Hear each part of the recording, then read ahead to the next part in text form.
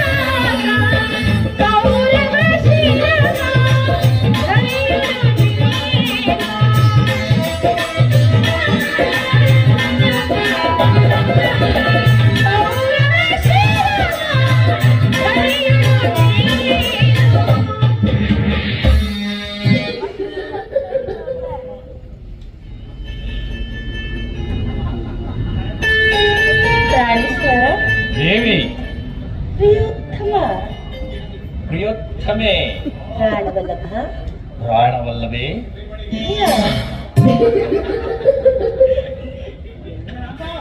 ಚೆಲ್ಲುತ್ತ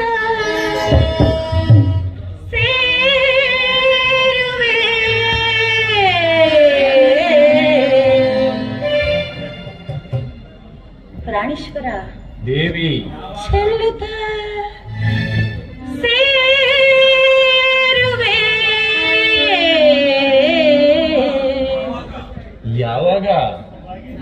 ಆ ಕೌರವರ ಶಿರವನ್ನು ಈ ಧರಣಿಗೆ ಚೆಲ್ಲುತ್ತಾ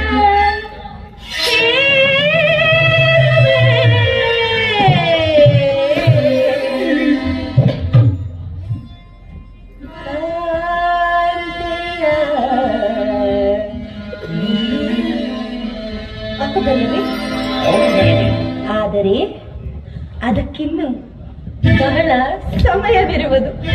ಚೆಲ್ಲುತ್ತಾ ಸೇರುವೆ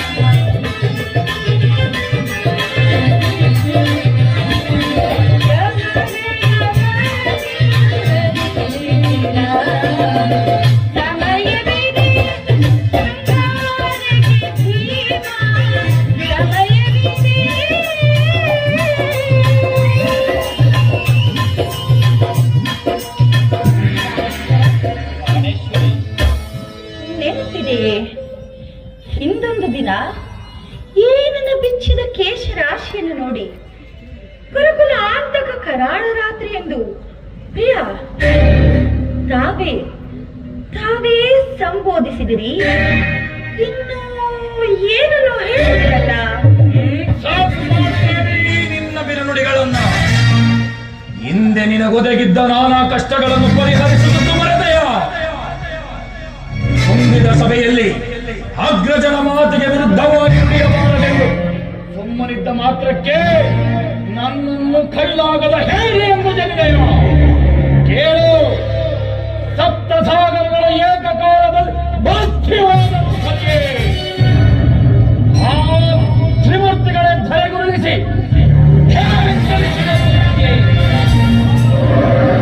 ಆ ದುರುಳ ಕೌರವರ ಶತರುಂಡಗಳನ್ನು ಈದರೆ ಗುರುಳಿಸಿ ನನ್ನ ನೆರವೇರಿಸಿಕೊಂಡು ಬಾಳದಿದ್ದರೆ ನಾನು ಓ ಬಂಡವಕನನ್ನು ಕೊಂದ ಪ್ರಚಂಡ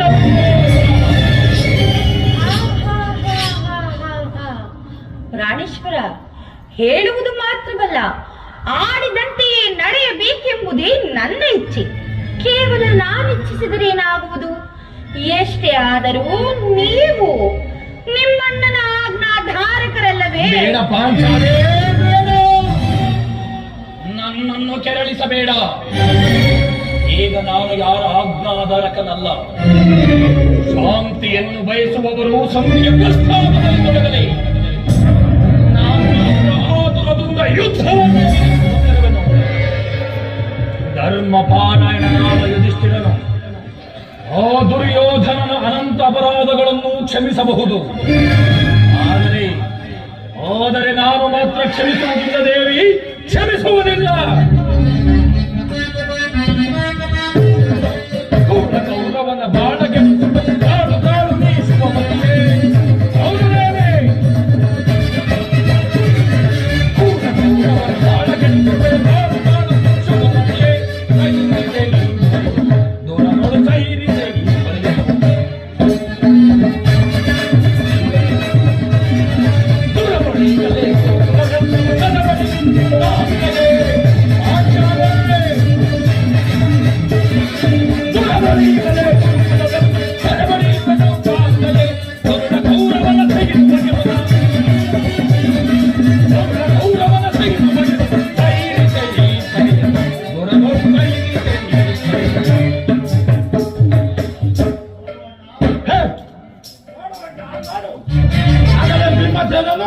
ಸಂಧಿಯ ಪ್ರಸ್ತಾಪವನ್ನು ತಿಳಿದು ಕೆರಳಿನ ಸಿಂಹದಂತೆ ವಿಜೃಂಭಿಸುತ್ತಿದ್ದಾನೆ.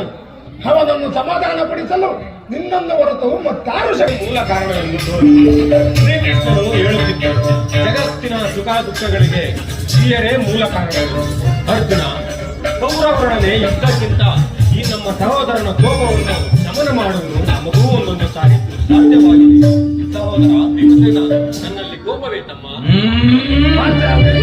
ಸಮಾಚಾರವೇನು? ಅಣ್ಣನೇ ಏಕೆ ಸಿಟ್ಟಾಗಿರುವನು?